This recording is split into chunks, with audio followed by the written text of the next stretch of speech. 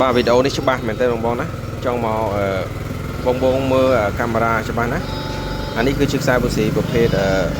កាមេរ៉ាស្វិតដែលអាចដកបានណានេះអាចដកបានណាអញ្ចឹងយើងមានពីរពណ៌ហើយបងមើលទៅសាច់ខ្សែពสีទៅដឹងហើយណា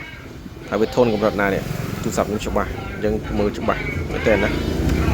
ហើយសម្រាប់ពណ៌ខៀវនេះសំបីមានដល់អក្សរទៀតនេះ high temperature បងស high temperature មានតែមានន័យថាកម្ដៅខ្ពស់ហើយ resistance វាហ្នឹងក៏ល្អដែរ high temperature resistance មានន័យថាវាការពារកម្ដៅបានខ្ពស់ណាបងហើយមកមើលឆ្នុកវាវិញណាកុំភ័យថាដកទៅដាច់ហើយបើតម្លៃវា special មែនតម្លៃពិសេសបងបាទអត់សាអត់ដឹងទេ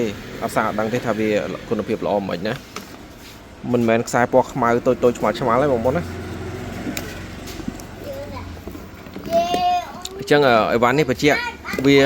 ប្រហែលសឹងតែប្រហែលសេនហ្នឹងបងប្អូនណាគុណភាពនេះវាមានតាំងពីប្រដាប់តំណងទៀតអញ្ចឹងបងត្រូវការប្រភេទកាមេរ៉ាស្វិតមានពណ៌ក្រហមពណ៌ខៀវបងប្អូនណាត្រូវការអាចឆាតបានអរគុណ